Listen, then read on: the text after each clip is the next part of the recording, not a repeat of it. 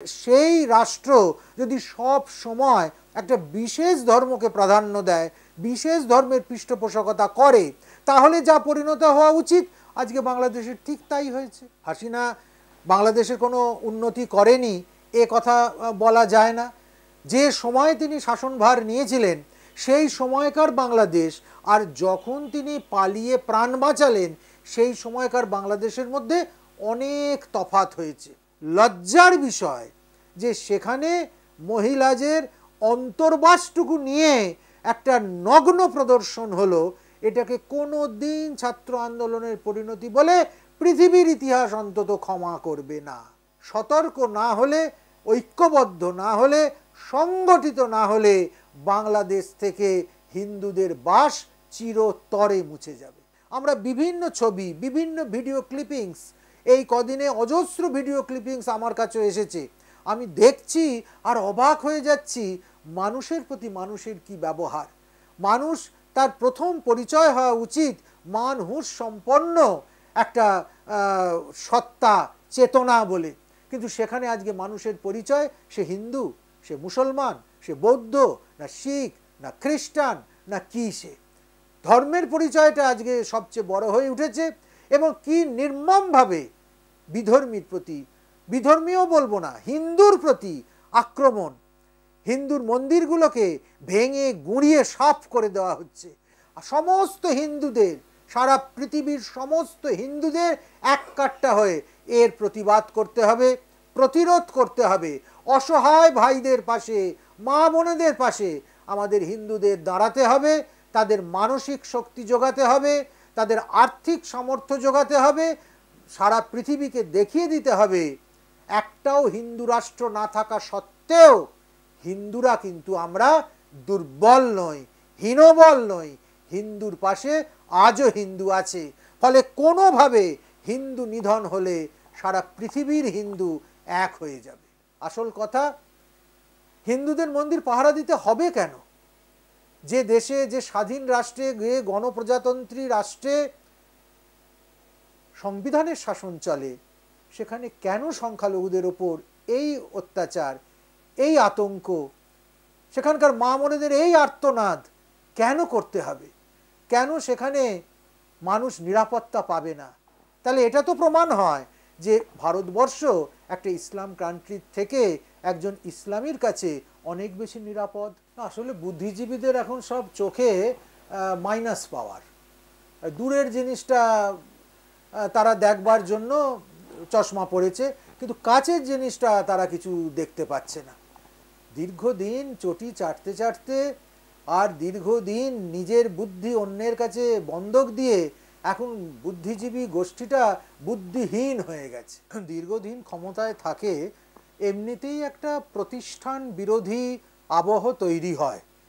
দীর্ঘ 15 বছর বাংলাদেশ উনি শাসন করছেন, স্বভাবতই একটা প্রতিষ্ঠান বিরোধিতা তো ছিলই, কিন্তু সেটাও বড় কথা নয়। সবচেয়ে বড় কথা, বাংলাদেশে সব সময় একটা প্যারালাল সরকার আছে।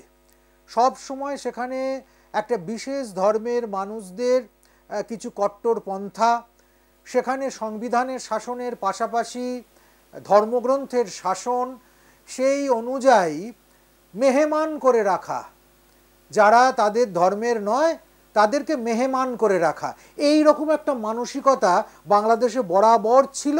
এখন সেটা আরও বেড়েছে। আমি যদি কাউকে মনে করি যে আমার বাংলাদেশের স্বাধীনতায় তার কোনো অবদান নেই, অথচ সেই হিন্দুদের অবদান যথেষ্ট ছিল। বাংলাদেশের সুখ দুঃখের সঙ্গে হিন্দুরা জড়িত নয়, হিন্দুরা অতিথি মাত্র। অতিথি কুটুমের বাড়িতে গিয়ে যেমনভাবে থাকবে, তেমন করে যদি কোনো স্বাধীন রাষ্ট্রের নাগরিককে থাকতে হয় সেটা দীর্ঘদিন চলতে পারে না। আর সেই রাষ্ট্র যদি সব সময় একটা বিশেষ ধর্মকে প্রাধান্য দেয়, বিশেষ ধর্মের পৃষ্ঠপোষকতা করে, তাহলে যা পরিণত হওয়া উচিত আজকে বাংলাদেশের ঠিক তাই হয়েছে। হাসিনা বাংলাদেশের কোনো উন্নতি করেনি এ কথা বলা যায় না। যে সময়ে তিনি শাসনভার নিয়েছিলেন সেই সময়কার বাংলাদেশ আর যখন তিনি পালিয়ে প্রাণ বাঁচালেন সেই সময়কার বাংলাদেশের মধ্যে অনেক তফাৎ হয়েছে। উন্নয়নশীল রাষ্ট্রের মধ্যে আজকে বাংলাদেশকে গণ্য করা হয়, ঠিক একই সময় আমরা যদি দেখি উল্টো আরেকটি রাষ্ট্রের কথা, যদি আমরা পাকিস্তানকে দেখি, যে পাকিস্তান থেকে ভাগ হয়ে পরবর্তীকালে বাংলাদেশ স্বাধীন হয়েছে, স্বাধীনতা পেয়েছে, সেই পাকিস্তানের আজকের কি পরিণতি, সেখানকার রাষ্ট্রনৈতিক চেহারাটা কি, সেখানকার মানুষের জীবনযাত্রার মান কোথায় নেমে গেছে, তাহলেই কিন্তু আমরা বুঝতে পারবো যে সব দোষটা হাসিনার নয়।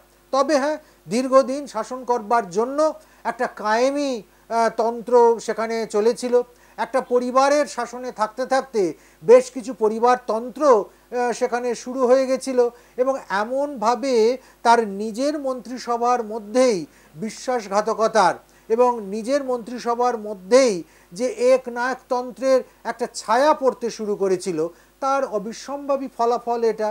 তার পাশাপাশি মনে রাখতে হবে, হাসিনা কিন্তু বারবার চাইতো যেটা, সেটা হচ্ছে সংবিধানের শাসন। অনেক অনেক জায়গায় তিনি ইসলাম বিরোধ করেছেন, সংবিধানের শাসন করতে গিয়ে হিন্দুদের আশ্রয় দিয়েছেন, হিন্দুদের প্রতি নমনীয় হয়েছেন, সেটা অনেক সময়ই কিন্তু ভালো চোখে দেখেনি জেহাদিরা। একদম স্পষ্ট বলতে হবে, জামাত ইসলাম কিংবা মুসলমান শরীয়তি শাসন যারা চায় তারা এটাকে ভালোভাবে দেখেনি। সেখানে আবার বহির্দেশের প্রভাব কাজ করেছে। বিশেষ বিশেষ কেউ আছেন, বিশেষ বিশেষ পুরস্কার প্রাপ্ত, তাদেরও হয়তো ক্ষমতা ভোগ করবার, তাদেরও হয়তো কোনো বিশেষ বিশেষ রাষ্ট্রের প্রতিনিধিত্ব করবার লোভ, সুযোগ সবটাই তৈরি হয়েছে। এই সমস্ত কিছু নিয়ে না হলে কোনো দিন একটা ছাত্র আন্দোলনের পরিণতি একটা জেহাদি আন্দোলনে এসে ঠেকতে পারে না। কোঠা বিরোধী আন্দোলন দিয়ে যে উত্তেজনার সূত্রপাত হয়েছিল, যখন কোঠা উঠে গেল বা হাসিনা কোঠা তুলে দিতে বাধ্য হলেন, তারপরই তো সেই আন্দোলনটা সেখানে শেষ হয়ে যাবার কথা। আন্দোলনকারীদের তো জয় হলো আক্ষরিক অর্থে, কিন্তু জয়ের শেষ আমরা কি দেখলাম? লুটতরাজ।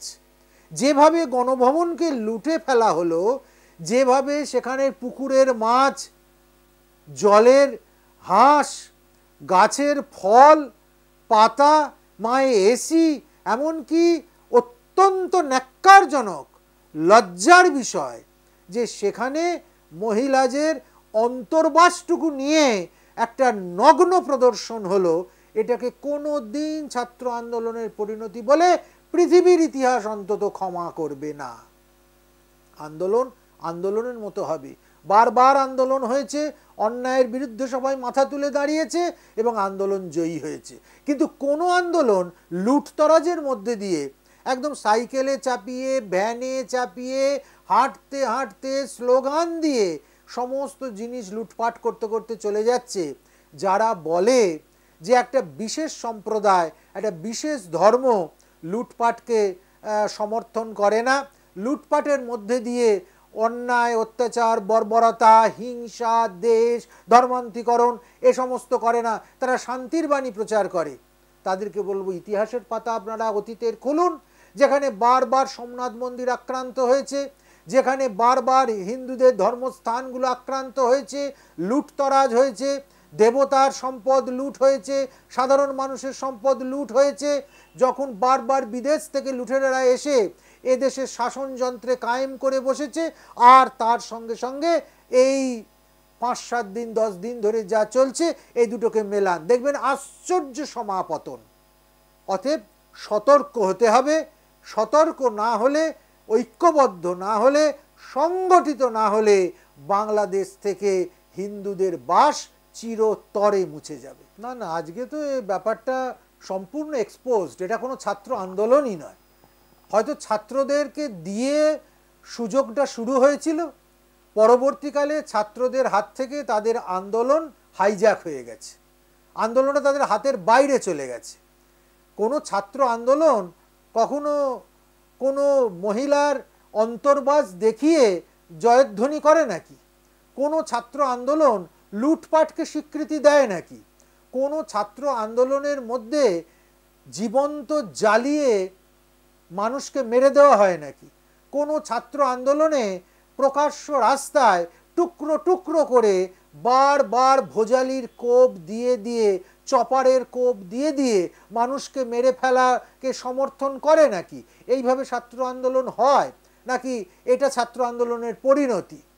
সবে এটা ছাত্র আন্দোলন নয়, শুরু হয়েছিল ছাত্রদের দিয়ে, কিন্তু তারপরই আন্দোলনের নেপথ্য থেকে বেরিয়ে এসেছে হিন্দু নিধন যজ্ঞের মূল এজেন্ডা।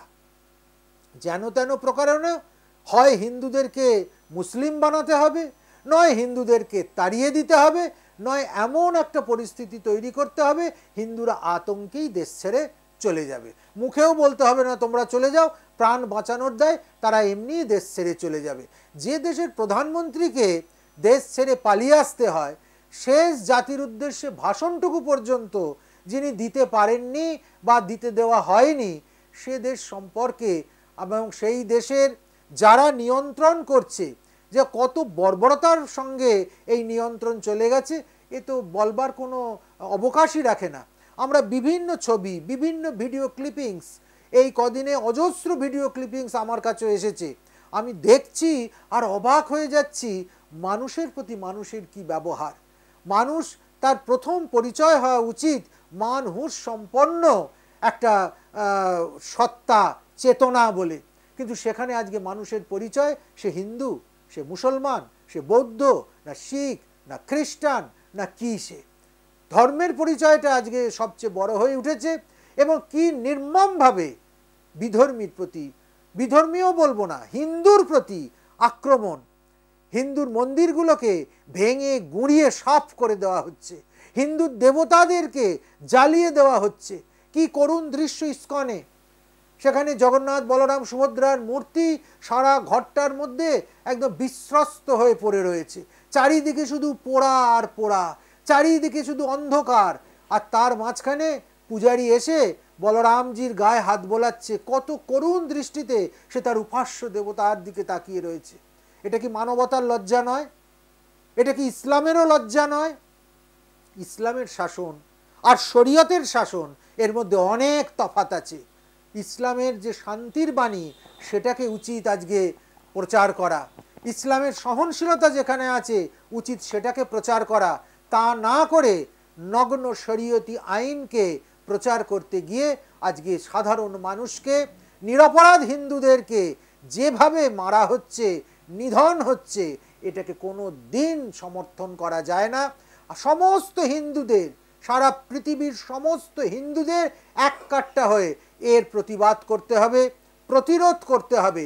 অসহায় ভাইদের পাশে, মা বোনেদের পাশে আমাদের হিন্দুদের দাঁড়াতে হবে, তাদের মানসিক শক্তি যোগাতে হবে, তাদের আর্থিক সামর্থ্য যোগাতে হবে, সারা পৃথিবীকে দেখিয়ে দিতে হবে একটাও হিন্দু রাষ্ট্র না থাকা সত্ত্বেও হিন্দুরা কিন্তু আমরা দুর্বল নই, হীনবল নই, হিন্দুর পাশে আজও হিন্দু আছে। ফলে কোনোভাবে হিন্দু নিধন হলে সারা পৃথিবীর হিন্দু এক হয়ে যাবে। ইসলাম তো শান্তির বাণী প্রচার করে যতক্ষণ তারা সংখ্যালঘু থাকে, আর তারপর যখন তারা সংখ্যাগুরু হয়ে যায় তখন তাদের আসল মত এবং মতবাদটা প্রকাশিত হয়ে পড়ে। হিন্দু মন্দিরের সামনে 10 জন মুসলমান লাঠিসোঁটা নিয়ে দাঁড়িয়ে আছে, পাহারা দিচ্ছে, হ্যাঁ এ ছবিও আমরা দেখেছি সোশ্যাল মিডিয়ায়। কিন্তু আমি যদি বলি, আপনারা তো প্রতিদিন দেখেন মাছের বাজারে গিয়ে মাছওয়ালা বসে বসে মাছ কাটছে আর একটা বিড়াল তার পাশেই চুপটি করে বসে আছে। যেই মাছওয়ালা একটু এদিক ওদিক হচ্ছে, বিড়াল একটা করে মাছের টুকরো নিয়ে দৌড়ে পালিয়ে যাচ্ছে। এ ঠিক সেই দৃশ্য। আসল কথা, বিড়ালকে যদি মাছ পাহারা দিতে দেওয়া হয় কোনো দিনই মাছের ভবিষ্যৎ সুরক্ষিত থাকে না। ওখানেও ঠিক একই ব্যাপার হচ্ছে। হিন্দু মন্দিরগুলোকে সামনে পাহারা দেওয়া হচ্ছে, যদি আমি প্রশ্ন করি কিসের জন্য? মন্দির রক্ষা করার জন্য, নাকি অক্ষতভাবে মন্দিরটা পেয়ে পরবর্তীকালে তার চূড়াটা ভেঙে গম্বুজ তৈরি করে দেওয়ার জন্য? আসল কথা, হিন্দুদের মন্দির পাহারা দিতে হবে কেন? যে দেশে, যে স্বাধীন রাষ্ট্রে, যে গণপ্রজাতন্ত্রী রাষ্ট্রে সংবিধানের শাসন চলে, সেখানে কেন সংখ্যালঘুদের ওপর এই অত্যাচার, এই আতঙ্ক, সেখানকার মা বোনেদের এই আর্তনাদ কেন করতে হবে? কেন সেখানে মানুষ নিরাপত্তা পাবে না? কেন 57টা ইসলাম কান্ট্রি থাকা সত্ত্বেও একজন ইসলামী প্রধানমন্ত্রীকে হিন্দু অধ্যুষিত ভারতবর্ষে এসে আশ্রয় খুঁজতে হবে? সে কেন যে কোনো একটা ইসলাম কান্ট্রিতে চলে যেতে পারবে না? তাহলে এটা তো প্রমাণ হয় যে ভারতবর্ষ একটা ইসলাম কান্ট্রির থেকে একজন ইসলামীর কাছে অনেক বেশি নিরাপদ। সেই নিরাপত্তা যা বাংলাদেশ দিতে পারে না, তা ভারতবর্ষ দিতে পারে। ফলে একটা ছবি দেখে একটা সিদ্ধান্ত করা যায় না, 10টা ছবি দেখে একটা সিদ্ধান্ত করা যায় না। সেখানে মানুষের যে কি অত্যাচার, সেখানে মানুষকে, হিন্দুকে যে কি মুখ বুজে, কি রক্তাক্ত দিনগুলো পেরিয়ে যেতে হচ্ছে। অসংখ্য ফোন আসছে আমার কাছে, অসংখ্য ফোন এবং ছবি। সেখানে মানুষ বলছে, মহারাজ কি করব, আমাদের কিচ্ছু করার নেই, আতঙ্কে দিন কাটছে। এই আতঙ্কে আমরা কতদিন কাটাতে পারবো আমরা জানি না। মনে মনে ভাবছি আমরা ইন্ডিয়া চলে যাব, সব কিছু এখানে বিক্রি করে দিয়ে আমরা ইন্ডিয়ায় চলে যাব। এই যে যন্ত্রণা, এই যে আর্তনাদ, একে আটকে রাখার কোনো ভাষা নেই, কোনো ষড়যন্ত্রকে আটকে রাখতে পারবে না। মানুষের অবস্থা, হিন্দুদের অবস্থা সত্যিই করুন, এটা স্বীকার করতে হবে। শুধু যে হিন্দুদের অবস্থা করুন এমনও তো নয়, কারণ শেখ হাসিনা যিনি দেশের প্রধানমন্ত্রী তার অবস্থাও তো কম করুন নয়। কারণ তিনি মানে কল্পনাও করতে পারছেন না, বা তার পরিবারের বাকিরাও এই দুঃখ প্রকাশ করেছেন যে যে দেশের জন্য মুজিবুর রহমান প্রাণ দিলেন তার গোটা ফ্যামিলিটা নষ্ট হয়ে গেল। যে দেশের জন্য শেখ হাসিনা নিজে জেল খেটেছেন, উন্নয়নের কাজ করেছেন, সেই দেশের মানুষ তাকে এভাবে অপমান করলো, তাকে বের করে দিল, এবং কার্যত তিনি সেই মানুষের কাছে মানে যদি মার্ডার হয়ে যান সেই ভয়ে তিনি পালাতে বাধ্য হলেন, এবং পালিয়ে একটা হিন্দু অধ্যুষিত দেশ, যেটা আপনি এক্ষুনি বলেন, ভারতবর্ষে এসে তিনি প্রাণ বাঁচাচ্ছেন। তো এই যে অপমান বা এই যে এত বড় একটা ঘটনা, সেটা কিন্তু শেখ হাসিনাও কল্পনা করতে পারছে না তার নিজের দেশের মানে মানুষরা তার সঙ্গে এই কাজ করবে। সেখানে হিন্দুরা তো সাধারণ, কি বলবেন? আসলে বাংলাদেশি হিন্দুকে এককাট্টা হতে হবে, আর তার পাশাপাশি বাংলাদেশের সংবিধানের শাসন পুনঃপ্রবর্তন করে সমস্ত জেহাদি কার্যকলাপ বন্ধ করে দিতে হবে। না হলে সেইখানে জামাত ইসলামের যে কার্যধারা চলেছে, সেখানে বিভিন্ন কট্টরপন্থী মুসলিম সংগঠনগুলো যেভাবে তাদের প্রতিদিনের এজেন্ডা ফুলফিল করে চলেছে, সেটা যদি হতে দেওয়া হয়, তাহলে যে কোনো সরকারি আসুক না কেন তার পরিণতি এবং পরিণাম এটাই হবে। আসল কথা হচ্ছে মানুষকে মানবতায় বিশ্বাসী হতে হবে, একতায় বিশ্বাসী হতে হবে। মানুষের পরিচয় শুধু হিন্দু আর মুসলমান নয়, মানুষের পরিচয়, সবচেয়ে বড় পরিচয়, সে একজন মানুষ।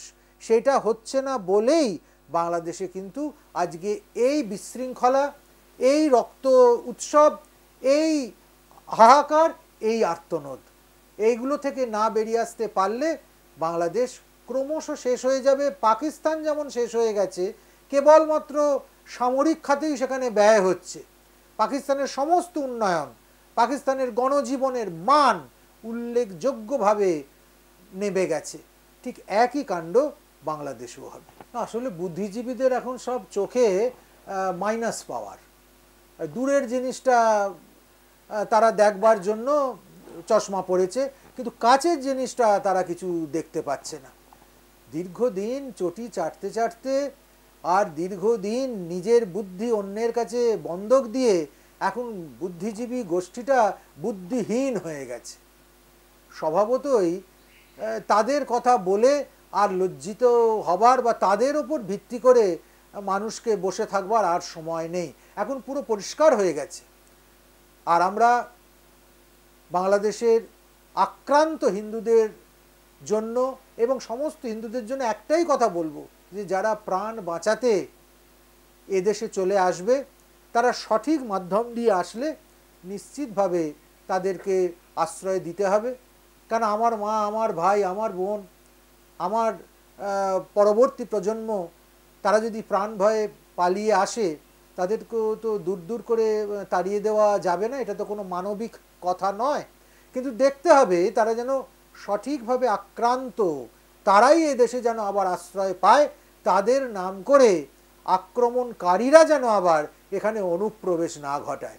আমরা উদ্বাস্তুদের নিশ্চয়ই আশ্রয় দেব, অনুপ্রবেশকারীদের নয়। ফলে এনআরসি, সিএ একদম অনিবার্য হয়ে পড়ছে ইমিডিয়েট সেগুলোকে লাগু করানো, এবং ইমিডিয়েট সেগুলো যাতে পশ্চিমবঙ্গে কঠোরভাবে পালিত হয় সেই বিষয় নিশ্চিত করা। কারণ দেশের দাবি, যুগের দাবি, সমাজের দাবি, এগুলো এখন না করলে পশ্চিমবঙ্গের অবস্থা, ভারতবর্ষের অবস্থা সত্যি কঠিন হয়ে যাবে। তবে কখনোই অসহায় মানুষকে আমরা ফেলে দেবার পক্ষে নই, এবং তা ফেলে দেওয়া হবেও না। না 8% নয়, ঠিক ঠিক হিসেব হচ্ছে এখন 4% হয়ে গেছে। এখন যারা বাপ ঠাকুরদার জায়গা, নিজের জায়গা, যেখানে তারা জন্মেছে, বড় হয়েছে, ব্যবসা বাণিজ্য করেছে, ধর্মাচরণ করেছে, সেটা এক কথাতে বললেই এইভাবে ফেলে চলে আসা যায় না। আমরা ভাড়া বাড়ি ছেড়ে আসতে পারি না। কত মায়া, কত স্মৃতি, জীবনযাপনের কত বিভঙ্গ সেখানে জড়িয়ে যায়। সেখানে একটা ভিটে ছেড়ে চলে আসা এটা খুব স্বাভাবিক কথা নয়। মানুষ খুব কষ্টে না পড়লে তার ধর্ম আর তার ভিটে ছাড়ে না। স্বভাবতই হিন্দুদের এখন নিরুপায়, এখন হয়তো সত্যি সত্যি তাদের চলে আসতে হবে। যদি সেই নিরাপত্তা না থাকে তাহলে তাদের চলে আসা ছাড়া আর কোনো বিকল্প নেই। কিন্তু সহজে মানুষ কি আসে? সহজে মানুষ কাউকে কিছুকে, নিজের ছোটবেলাকে, নিজের জন্ম ভিটেকে ছেড়ে দিতে পারে? একদম একদম। বন্ধু দেশকে হারিয়ে ফেললাম, শুধু তাই নয়, ভারতবর্ষের 4 দিক দিয়ে শত্রু সাম্রাজ্যের প্রতিষ্ঠা হয়ে যাচ্ছে। শুধু মুজিবরের কথা কেন, জাতির জনকের কথা কেন, যিনি ওই দেশকে জাতীয় সঙ্গীত দিয়েছিলেন, বিশ্বকবি রবীন্দ্রনাথ ঠাকুর, তার মূর্তি যেভাবে নামিয়ে ফেলা হচ্ছে, ভাঙচুর করা হচ্ছে, তার মুখে যেভাবে কালি লেপে দেওয়া হচ্ছে, যে নগ্নতা, যে বর্বরতা, যে অরাজকতা রবীন্দ্রনাথের মূর্তি নিয়ে হচ্ছে, দেখলে তো আমরা শিউরে উঠি।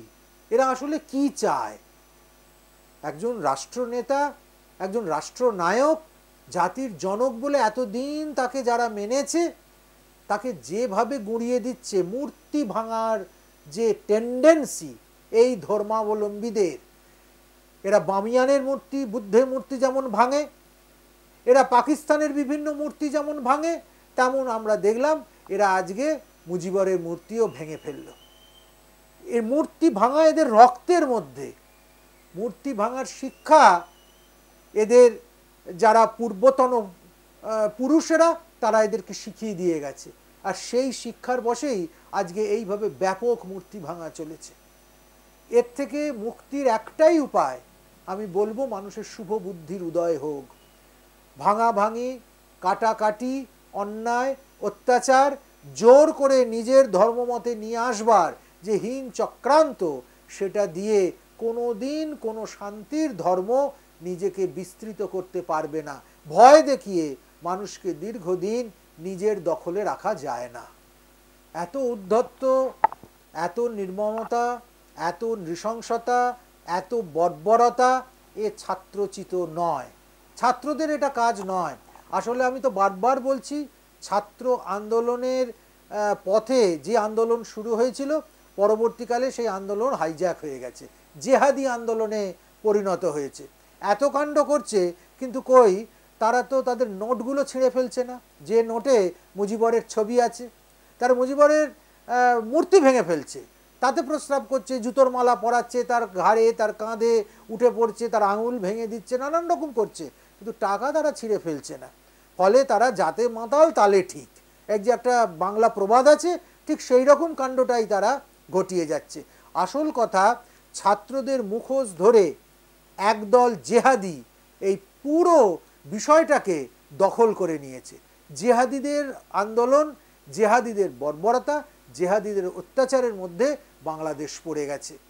ইমিডিয়েট যদি শুভবুদ্ধি সম্পন্ন মুসলমানরা, শুভবুদ্ধি সম্পন্ন বাংলাদেশের নাগরিকেরা এক কাট্টা না হয়, তাহলে বাংলাদেশের পরিণতি খুব করুণ হবে।